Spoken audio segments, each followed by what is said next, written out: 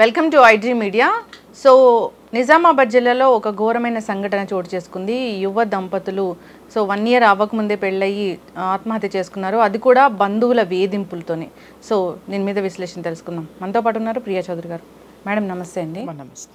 మీరు ఒక senior journalist, family councillor, మీరు ఎన్నో కేసులు చూస్తుంటారు, ఎంతో మందితో మాట్లాడుంటారు, ఎన్నో జీవితాలను చక్కబెట్టుంటారు. అయితే వేధింపులు తట్టుకోలేక, బంధువుల వేధింపులు తట్టుకోలేక వాళ్ళు అందరితో ఏదేదో విషయాలు చెప్తున్నారని ఓ యువ జంట ఆత్మహత్య చేసుకున్నారు. సెల్ఫీ వీడియో కూడా తీసుకొని అందరికీ పెట్టేశారు.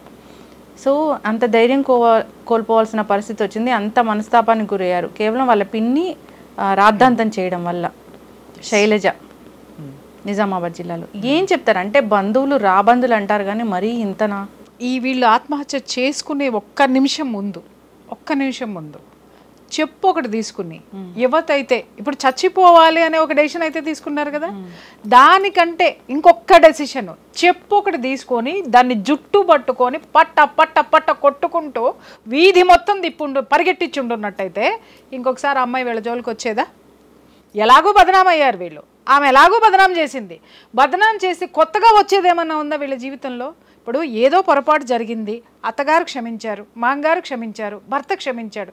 ఈ అమ్మాయి కూడా తెలుసుకోవాల్సింది ఏంటి అని అంటే, వాళ్ళందరూ క్షమించనప్పుడు ఈ అమ్మాయి చచ్చిపోవాలనే నిర్ణయం భర్తతో సహా ఎందుకు తీసుకుంది అని అంటే, ఆ భర్త ఈ అమ్మాయిని ఎంత ప్రేమించాడు, ఆ కుటుంబం ఈ అమ్మాయిని ఎంత ప్రేమించింది, ఆ ప్రేమను అమ్మాయి ఎందుకు అర్థం చేసుకోలేకపోయింది? ఇక్కడ చావటానికి తీసుకున్న ధైర్యమో, దాన్ని జుట్టు పట్టుకొని చెప్పు తీసుకొని కొట్టుంటున్నట్టయితే కనుక ఇవాళ ఆమెకి ఈ పరిస్థితి ఉండేదా? హ్యాపీగా అది నోరు మూసుకునేది. ఒకవేళ ఆమె చుట్టుపక్కల చెప్పడం వలన మేము బదనాం అయిపోతున్నాం అనుకున్న వాళ్ళు కూడా 1 shot at 2 birds అన్నట్టుగా దీన్ని కొడితే మిగిలిన వాళ్ళ నోరు కూడా మూసుకునేటి, ఓనికి చచ్చుండేటట్టు. అమ్మ దీన్ని మీరు అనొచ్చు, అదేంటండి ఇలా జుట్లు పట్టుకొని కొట్టమని ప్రోత్సహిస్తున్నారు. ఎస్, మనల్ని మనం ప్రొటెక్ట్ చేసుకోవాలమ్మా. ఎదుటివాడు మనల్ని టార్గెట్ చేసినప్పుడు మనం బ్రతకాలి, మనం ఉండాలి అని అంటే కొన్ని కఠినమైనటువంటి నిర్ణయాలు తీసుకునే తీరాలి. లేదు వీళ్ళ కొట్టడానికి ధైర్యం లేదు, లేదా ఆమె ఇంకా బలమైంది, లేదా వాళ్ళ వెనకమాలు ఎంతోమంది, చిన్న కంప్లైంట్ ఒకటి పేపర్ మీద రాసి పోలీస్ స్టేషన్కి ఇస్తే పోలీసులు పిలిచి వార్నింగ్ ఇచ్చేవాళ్ళు కదా, పోలీసులు పిలిచి కౌన్సిలింగ్ చేసేవాళ్ళు కదా ఆవిడకి. కానీ వీళ్ళు కనీసం అటు చట్టాన్ని కానీ ఇటు వీళ్ళు స్వతంత్రంగా ధైర్యం కానీ తీసుకోలేకపోయారు. చట్టం సహాయమో లేదు, వాళ్ళకి ధైర్యంగా ముందుకు అడిగేసేటటువంటి ఆలోచన వాళ్ళకి లేకపోవడం అనేది ఇక్కడ చూడండి. ఇక్కడ చాలామందికి ఈ సందర్భంగా నేను చెప్పేది ఒకటే లక్ష్మి, ఏంటి అనంటే వాళ్ళు అంటున్నారు, వీళ్ళు అంటున్నారు, బంధువులు అంటున్నారు, అయ్యో మనం అల్లరైపోతామని. చాలా విషయాల్లో ఇక్కడ బలమైనటువంటి వాడి వాయిస్ ఏదైతే ఉంటుందో, వాడు చేసేటటువంటి అవమానాల్ని, వాళ్ళు మాట్లాడేటటువంటి మాటల్ని, వాళ్ళ చర్యల్ని కొంతమంది భరిస్తూ వస్తూ ఉంటారు. పొరపాటు నిజంగానే చేసుండుంటావు, తప్పే చేసుండుంటావు, కానీ నువ్వు మళ్ళీ ఆ తప్పు జోలికి వెళ్ళకుండా నిన్ను నువ్వు సరిదిద్దుకుంటూ ఆ తప్పుని పదే ఎత్తి చూపినప్పుడు ఖచ్చితంగా నువ్వు ఖండించాలి, దాన్ని ఎదిరించాల్సిందే. ఎందుకంటే ఈ ప్రపంచంలో ఎవ్వడు శుద్ధపూసలు లేరు ఇక్కడ. అవును, ప్రతి ఒక్కరి జీవితంలో ఏదో ఒకటి వెనకమాల గొయ్యి, డెఫినెట్గా ఏదో ఒక కన్నం వాడికి ఉంటుంది. ఆ స్థితిలో ఉన్నటువంటి ప్రతివాడు ఎవ్వడు మనల్ని విమర్శించడానికి, ఎప్పుడు మనం వాటిని పట్టించుకోవాలి అంటే తల్లి, మనం ప్రశాంతంగా బ్రతకాలి, మన దారిలో మనం వెళ్ళాలి, మనం హ్యాపీగా ఉండాలి అనుకున్నప్పుడు ఖచ్చితంగా ప్రపంచాన్ని, సమాజాన్ని మనం పట్టించుకుని తీరాలి. కానీ ఇక్కడ నువ్వు ప్రపంచానికి చెడు చేస్తూ సమాజం నాకెందుకులే అని సమాజానికి చెడు చేస్తూ బ్రతికావో ఖచ్చితంగా మనందరం ఆ సమాజంలో ఉన్నాం, మనం ఎఫెక్ట్ అవుతాం. కాబట్టి ఖచ్చితంగా మనం వాళ్ళని టార్గెట్ చేస్తాం. చట్టం టార్గెట్ చేస్తుంది, మళ్ళీ మీడియా టార్గెట్ చేస్తుంది, నాలాంటి వాళ్ళు టార్గెట్ చేస్తారు, మీలాంటి వాళ్ళు క్వశ్చన్ చేస్తారు. బట్ ఇక్కడ ఏమవుతుంది అనంటే, ఎప్పుడైతే కనుక మనిషి కనుక ఆ స్థితిని, లోపల ఉన్న ధైర్యాన్ని కోల్పోతాడో, ఎందుకంటే ఎదుటివాడు తిట్టు అనేది అతి భయంకరమైనటువంటి, దాన్ని ఏమనాలంటే ఒక మంత్రం అంటాను నేనైతే. ఇప్పుడు మనం పూర్వకాలంలో కనుక మునులు ఏదో ఒకటి ఇలా జల్లేసేయంగానే వాళ్ళు ఏదో అయిపోతాడని, తిట్టు అనేది అంతకంటే భయంకరమైనదమ్మా. చూడండి, నువ్వు ఎంతసేపు ఏ లక్ష్మి ఏంటి అది ఏమనుకుంటావు అది ఇదంటే నీ గొంతు లెగుస్తుంది. పొర్రపాటున నా నోట్లో నుంచి ఒక బూతు పదం నీ దగ్గరకు వచ్చిందనుకో, ఒక్కసారి షాక్ అవుతావు. చూడు అది ఎంత ఎనర్జెటిక్గా ఉంటుందో, ఎంత ఎనర్జెటిక్ అయినటువంటి పదం అది నెగిటివ్ పదం. ఆ నెగిటివ్ పదాన్ని అది వాడి ఎదుటి వాళ్ళ నోరు మోయించేస్తారు, లేదా అది వాడుతూ ఎదుటి వాళ్ళని లో ఎనర్జీలోకి తీసుకెళ్ళిపోతారు. ఇక్కడ నేనేమంటున్నానంటే అరే ఫస్ట్ ఇక్కడ అమ్మాయి విషయం తీసుకో. ఇలాంటి విషయాలు అందరి విషయాల్లో ఉంటాయి. ఏదో పొరపాటు జరుగుతుంది, ఏదో చిన్న తప్పు జరుగుతుంది, లేదా పెద్ద తప్పే జరుగుతుంది. బంధువు అనేటటువంటి వాడు నీ సుఖం కోరుకునేటటువంటి వాడు నువ్వు మళ్ళీ మంచి దారిలోకి రావడానికి నీకు కౌన్సిలింగ్ ఇస్తాడు. అలా కాకుండా నీ తప్పును ఎత్తి చూపుతూ 10 మంది దగ్గర ప్రచారం చేస్తున్నాడంటే గుర్తుపెట్టుకో, వాడు నీకు హాని చేస్తున్నాడని అర్థము. ఎవరికి రైట్ లేదు. నీ జీవితం నువ్వు నీ జీవితాన్ని స్వేచ్ఛగా జీవించడానికి నీ హక్కులు నీకు భంగపరిచేటటువంటి హక్కు ఎవరికి ఈ దునియా. ఇక్కడ సొంత పిన్ని అంటే ఆమె ఒక ఆడది అంటే ఇక్కడ ఒక్కటే విషయం ఏంటంటే, ఇక్కడ బంధువులు ఎప్పుడు మన మీద ఇలాంటివి మొదలు పెడతారంటే, బంధువులైనా స్నేహితులైనా ఎవరైనా సరే తల్లి, వాళ్ళకంటే మనం గొప్పగా ఒక అడుగు ఎక్కువ ఉన్నాం, సుఖంగా ఉన్నాం, లేదా సంతోషంగా ఉన్నాం, లేకపోతే ఎక్కడో నీకు నాకు చెడింది, నిన్ను నేను టార్గెట్ చేశా, నువ్వు ఇక్కడ దొరికావు కాబట్టి దాన్ని నేను ఇప్పుడు ఉపయోగిస్తున్నాను. ఇలాంటి అవకాశవాదం అనమాట. బంధువులు ఎప్పుడు కూడా సరే చూడండి, అవకాశవాదులు ఎక్కువ ఉంటారు. ఎందుకంటే డబ్బున్నాళ్ళ వైపు ఎక్కువ మాట్లాడుతూ ఉంటారు, పేదవాడిని నోరు మూపించేస్తూ ఉంటారు. లేదనుకో, డబ్బున్నాడు మీద ఎక్కువ కోపం ఉందనుకో, వాడి ఎదుగుదలని, వాడు కూర్చున్నా నుంచున్నా వాడి చర్యలను విపరీతంగా విమర్శిస్తూ వాడు ఎందుకు సమాజంలో అసలు వాడు ఒక వెధవ అన్నట్టుగా ప్రూవ్ చేసేస్తా ఉంటారు. బంధువులకి ఎవరైతే ఫేవర్ గా ఉంటారో వాళ్ళని హైలైట్ చేసుకుంటారు. అవును, ఏది అది మట్టి ముద్దైనా సరే. ఎగ్జాక్ట్లీ. సో వాళ్ళకి ఎవరైతే ఫేవర్ గా ఉండరో, వాళ్ళు చెప్పినట్లు వినరో, వీళ్ళ వల్ల వాళ్ళకి ఎటువంటి సహాయం అందదో, లేదా అసలు పనికిరాని వాళ్ళు వీళ్ళు అనుకుంటారో అది వజ్రమైనా కానీ అసలు ఏం రాయి కిందే మారుస్తారు. అదే చెప్తున్నాను కదమ్మా. ఇక్కడ ఏంటంటే ఎవడికాడ అవకాశవాదులు అన్నది ఇందాక, అందుకే అవకాశం అనమాట. అంటే వాడికి అణిగిమణిగి ఉండాలి, వాడి మాట వినాలి, వీడి అహం సంతృప్తి పడుతుంది అనమాట. అప్పుడు వాడిని చేరదీస్తారు. అదే వాడి మాట వినకుండా మన జీవితం మనం బ్రతుకుతున్నాం, మనం హ్యాపీగా ఉన్నాం, మనం సంతోషంగా ఉన్నాం, వాళ్ళు చెప్పేది మనకి ఇబ్బంది కలిగించినప్పుడు, మనకు అవసరం లేనప్పుడు, లేకపోతే వాళ్ళు ఒకవైపు మాత్రమే ఇది తీసుకొని మాట్లాడుతున్నప్పుడు మనం దాన్ని నిర్లక్ష్యం చేశాము అని అంటే ఇక మొత్తము ఉంటారు కదా, ఆ ఉన్న వాళ్ళందరూ ఒక తాటి మీదకి వచ్చేస్తారనమాట. నాకు ఈ మధ్య కాలంలో చాలా మంది విన్నాను, నేను చూశాను కూడా, కిట్టి పార్టీలని ఫ్యామిలీలో పెడతా ఉంటారు. ఆ కిట్టి పార్టీల్లో నేను చెప్తున్నాను కదా, కింద కామెంట్లో పెట్టండి అమ్మా. ఒక్క కిట్టి పార్టీ ఎందుకు పెడతారు?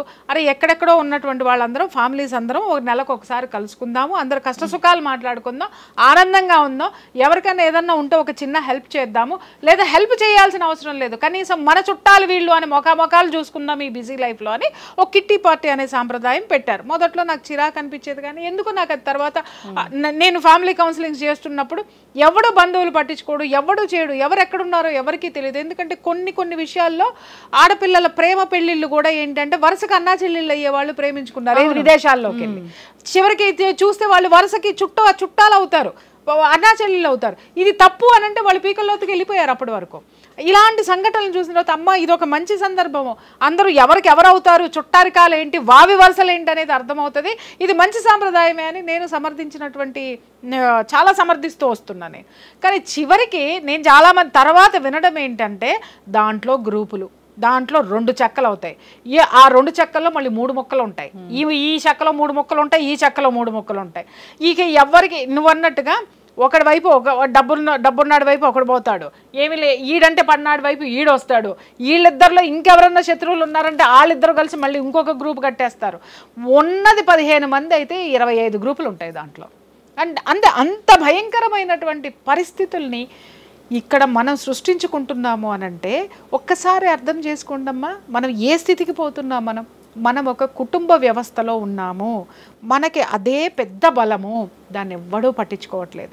అలాగే ఇంకొక విషయం, ఈ అమ్మాయి ఆత్మహత్య చేసుకోవడానికి కారణం కూడా నిజంగా చెప్తున్నాను, ఒక పిన్ని అనేటటువంటిది ఇంతమందికి ప్రచారం చేస్తుంటే విన్నటువంటి వాళ్ళు ఎవరైతే ఉంటారో ఈ పాపం ప్రతి ఒక్కడిది కూడా ఆ ఉసురు తగలకుండా మాత్రం వారు ఎప్పుడైతే వీళ్ళ పిన్ని ప్రచారం చేస్తుందో పెద్దవాళ్ళు చిన్నవాళ్ళు ఆమెను ఖండించద్దా?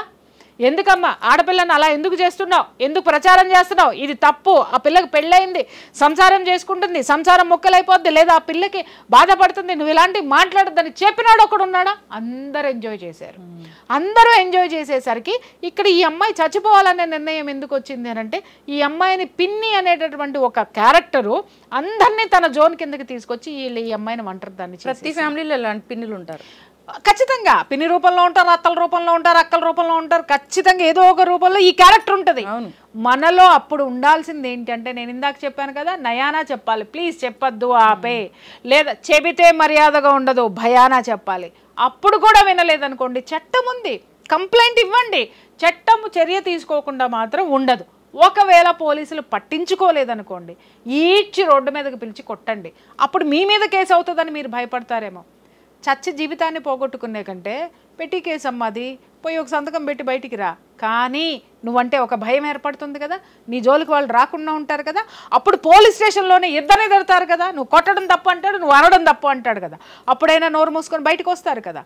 కనీసము మనల్ని మనం కాపాడుకోలేనటువంటి అధోగతిలోకి మనం పోవద్దు, అచేతనా స్థితిలోకి మనం వెళ్ళొద్దు. అసలు ఒకడి కోసం మనం చచ్చిపోయేదేంటమ్మా? ఆ అమ్మాయి చూడండి, భర్త అర్థం చేసుకున్నాడు, అత్తమామలు అర్థం చేసుకున్నారు, వీళ్ళందరూ అర్థం చేసుకున్నగా ఇంకా ఆమెకి అదే ప్రపంచం, గొప్ప ప్రపంచం. ఆ అమ్మాయి ఇప్పుడు అత్తమామలు అర్థం చేసుకోవట్లేదు, భర్త వ్యతిరేకిస్తున్నాడని ఆత్మహత్య చేసుకుందంటే కొంతలో కొంత మనం ఆలోచిస్తాం, అయ్యో ఈ పిల్ల జీవితం ఇలా అయిపోయింది అని. అసలైనటువంటి వాళ్ళందరూ అర్థం చేసుకుంటే ఎవరో ఆమె కోసము నువ్వు ఎందుకు ఏమీ చెయ్యలేను అనే నిస్సహాయ స్థితిలో ఎందుకు వెళ్ళావు? తప్పులు ప్రతి ఒక్కళ్ళు చేస్తారు, అలాగని ప్రతి తప్పుని సమర్థించుకోమని నేను చెప్పట్లేదమ్మా. జరిగింది తప్పు అన్నప్పుడు అది మళ్ళీ జీవితంలో రిపీట్ అవ్వకుండా జాగ్రత్త పడాలి. దానికి సంబంధించి మనం ఎవరికైనా హామ్ చేస్తే సారీ చెప్పాలి, లేదా మన జీవితాన్ని నాశనం చేసుకుంటే దాన్ని జాగ్రత్తగా భవిష్యత్తులో అది క్యారీ అవ్వకుండా మనల్ని మనం ప్రొటెక్ట్ చేసుకోవాలి. నిజంగా మనుషులం మనం. ఇంకొక ధైర్యము, ఎప్పుడూ కూడా ధైర్యాన్ని మాత్రం కోల్పోవద్దు. మానసిక స్థితి ఎప్పుడూ కూడా ఎదుటివాడు మన మానసిక స్థితి మీదే దెబ్బ కొడతాడు, గుర్తుపెట్టాను. ఇవాళ మనం చాలా చూస్తున్నాం. ఒకప్పుడు ఇళ్లలోనే ఉండే, లేకపోతే వీధిలో ఉండే, ఈ రోజు రాజకీయ నాయకుల దగ్గరికి వచ్చేసినాయి. ఏమొచ్చినాయి? ఇదివరకు ఎవడన్నా రాజకీయ నాయకుడు మాట్లాడితే అవినీతి గురించి మాట్లాడేవాళ్ళు. బట్ ఇప్పుడు రాజకీయ నాయకుడు కానీ నాయకురాలు కానీ నోరిప్పితే అక్రమ సంబంధాలు మాట్లాడుకుంటున్నారు. నిజంగా ఎంత జుగుప్సాకరమైనటువంటి పరిస్థితి. ఏ రాష్ట్రం తీసుకో, దేశం తీసుకో, ఎక్కడైనా తీసుకో, ఏ పార్టీ తీసుకో, ప్రతి ఒక్కళ్ళు విచక్షణ రహితంగా ఎదుటి వాడి యొక్క ఆత్మ ధైర్యాన్ని దెబ్బతీయడానికి అనైతికమైనటువంటి చర్యలకి దిగజారిపోయారమ్మా అందరూ కూడాను. ఇక్కడ ఎవ్వరో ఒకళ్ళని మనం టార్గెట్ చేయడానికి, వ్యవస్థల్ని భ్రష్టు పట్టిస్తున్నది ఎవరు? వాళ్ళ మీద మన పోరాటం ఉండాల్సిందే, వాళ్ళని మనం క్వశ్చన్ చేస్తూ ఉండాల్సిందే, మనం దారిలో పెడుతూ ఉండాల్సిందే. నిజంగా చెప్తున్నా, ఇలాంటి బంధువులు కనుక తల్లి మీ కుటుంబాల్లో వస్తే దయచేసి వాళ్ళకి రిక్వెస్ట్ చేసి ఆపమని చెప్పండి. లేదు ఇంకొంచెం చెప్పారు అనంటే గట్టిగా సమాధానం చెప్పండి. ఇంకొకసారి గనక మా జోలికి వస్తే మాత్రం మేము ఊరుకోం, వదిలిపెట్టమని చెప్పండి. అయినా వచ్చారు అంటే చట్టం అనేది ఉంది. పోలీస్ స్టేషన్లో ఒక చిన్న కంప్లైంట్ రాసి మీరు ఇస్తే వాళ్ళు చర్యలు తీసుకుంటారు. లేదు అలవగానే సిచ్యుయేషన్ వచ్చినప్పుడు నేను చెప్పాను కదా, నిన్ను నువ్వు ప్రొటెక్ట్ చేసుకోవడానికి నీ చర్యలు నువ్వు చేయి, కానీ హార్మ్ఫుల్నెస్ జోలికి వెళ్ళకండి. ఎవ్వడి మాట వినడు అండని తెగించిన దానికి తెడ్డేదండం అంటాను. తెగించి ఆమె నీ జీవితాన్ని నాశనం చేస్తున్నప్పుడు ఒక చిన్న కంప్లైంట్ పోలీస్ స్టేషన్లో ఇస్తే పోయేది, లేదా పెద్దవాళ్ళ మధ్య పంచాయతీ పెట్టి ఆమె నోరు మూయిస్తే పోయేది. అసలు ఆమె వాళ్ళ లైఫ్ డిసైడ్ చేయడానికి ఎగ్జాక్ట్లీ ఇక్కడ చెప్తాను విన. ఈ దరిద్రం ఏంటంటే ఈ బంధువుల్లో కూడా ఒక దరిద్రాలు ఏడుస్తాయి. ఏంటంటే అమ్మో దాని నోటు అది గయ్యాలిదమ్మా, అది మీ అత్తగారి నోటికి ఎవ్వడు ఎదురెళ్ళడు, లేకపోతే మీ వదిన నోటికి ఎవ్వడు ఎదురెళ్ళడు, నీ పెళ్ళాం నోటికి ఎవ్వడు ఎదురెళ్ళడు. ఏం చంపేస్తారు వాళ్ళు చెప్పండి? చంపేస్తారా? 100 మంది ఈమె నోటికి భయపడిపోయి వణుకుంటూ కూర్చుంటారు, కానీ ఒక్కడొచ్చి దవడ పగల కొడితే మూసుకుని కూర్చుంటుంది, లేదా మూసుకుని కూర్చుంటాడు అనేటటువంటి జ్ఞానం ఎవరికీ ఉండదు. పడతా ఉంటే మీరు పడుతున్నారు కాబట్టి వాళ్ళు పెడుతున్నారు మిమ్మల్ని. మీరు పడటం మానేయండి, ఎదురు తిరగండి. ఎందుకు చేస్తారు వాళ్ళ చర్యలు? ఎందుకు చేస్తారు? ఎవడికి వాడు ఎస్కేపిస్ట్ అమ్మ. నా జోలికి రాకుండా ఉంటే బాగుండు, నా జోలికి రాకుండా ఉంటే బాగుండు. ఒకటి పెంపొందించింది అది 100 మందికి వెళ్తుంది. కానీ చెడుని ఎవరు డినై చేస్తున్న పరిస్థితి ఎక్కడా కనపడట్లేదు. ఫ్యామిలీ గ్రూప్స్ అయితే మరీ దారుణం. నేను ఇప్పుడు అదే చెప్తున్నాను కదా, గ్రూపులు ఎందుకు ఏర్పడినాయి అని అంటే విమర్శించుకోవడానికి అతి నీచంగా ఉన్నాయి. నేను ఇక్కడ చెప్తున్నా, మనిషి మనశ్శాంతిని ఎక్కడ కోల్పోతాడు అంటే ఒక చక్కటి కుటుంబాన్ని ఏర్పాటు చేసుకోకపోతే.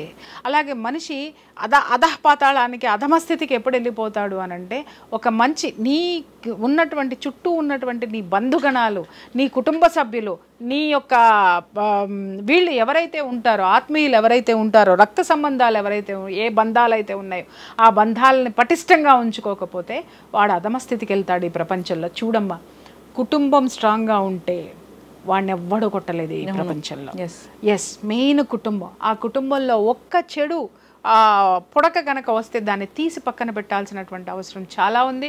వాళ్ళని కంట్రోల్ చేయాల్సినటువంటి అవసరం కూడా చాలా ఉంది. ఎస్, ఖచ్చితంగా మేడం, చాలా చక్కగా చెప్పారు. నిజంగా ప్రాణాలు తీసుకునే అంత బాధ మన ప్రాణాలకి మించింది అయితే కాదు కదమ్మా ఆ నిందలు పడడం అనేది.